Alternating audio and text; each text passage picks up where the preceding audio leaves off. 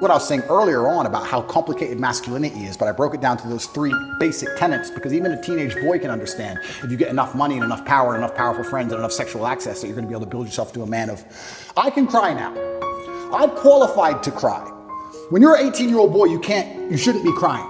You should be focused and you should be an animal, and you should be training, you should be working hard, and you should be listening, you should be going to coaching. I'm now at a level where I'm allowed to cry. I understand all the different elements of being a man. I understand the tapestry of masculinity fully. I can cry if I decide to. I've qualified for that. But before you get to that point, you have to go through all the hard shit. And the hard shit I've broken down to the 3 basics. And I think that's why they're coming to attack me so heavily. Because genuinely, because of what you just said, I'm telling kids things.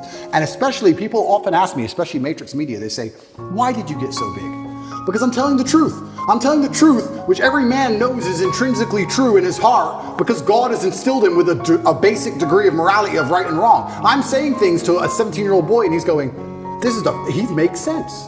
I get it. Everything I was told so far just didn't quite click, but this does.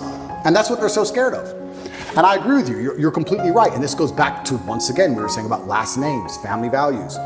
The number of times I was told I couldn't do something because of my last name, I think that was my whole childhood. My whole childhood is, well, you're a Tate. Dad, I got an A. Of course, you're a Tate. It wasn't even, it was just like, duh, of course you got an A. But what else are you gonna get, a B? What, you a dummy? That's who I was my whole life. I had standards exacted on me. And I've even heard like psychologists, I have a big problem with psychologists. I don't like them as a whole. I'll tell you some of my scenarios. I've had conversations with psychologists. There's a couple good ones, but there's a lot of them who I don't like. And their ideas, oh, you raise children, don't put standards on, don't put pressure on them. How are they gonna perform without pressure? Do you have pressure to perform in your business? Because I certainly do. I certainly do. Pressure makes diamonds. You think I didn't have pressure to perform when I sat down with the BBC and they tried to set me up? You think I didn't realize instantly? Okay, war, she's ready. You think there's no pressure? You think there's no pressure when they try and stab you to death? There's no pressure in life. You're gonna raise a child and say, don't give him no pressure, give him no standards, so he can just be a kid. And what's he gonna mold into? Absolutely and utterly not. Life is pressure, especially as a man. You need to have these exacting standards. That's how it is. My whole life was a pressure to perform to my last name. That's all it's ever been. I don't know how anyone's raised any other way. So yeah, it's crazy. It's a very difficult problem to fix. I agree with you. It's a very difficult problem to fix. But I think it starts with baseline things. And this is also why I feel like I have such a duty to act. I'll give you an example. If I could lie right now for $10 million and nobody would find out, nobody, I still couldn't do it because God would know and he'd punish me sooner or later. I really, truly believe that I would pay the price for that lie. I truly believe it. I think if you're a man and you're growing up and you're saying, how do I act? What do I do in this scenario?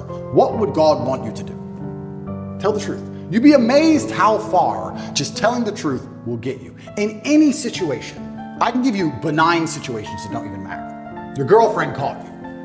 Oh, and no, and I barely know her. Just say, yes, sorry. I love you. I'd love to stay together. But you did this. Sorry.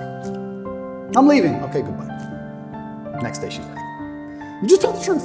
It could have gone on for weeks. She could have kept spying. She could have called the girl, all this drama. Just sometimes in life, you just man up and tell the truth. That's why in my current scenario, and I was saying earlier, that's the only way you're free, by the way. Yeah, completely. Only way you're free. Truth shall set you free. It shall set you free. When I was saying earlier, the incompetence of my enemies is scaring me and I don't know exactly what to do. All I can do is just tell the truth all the time. I'm gonna tell the truth all the time.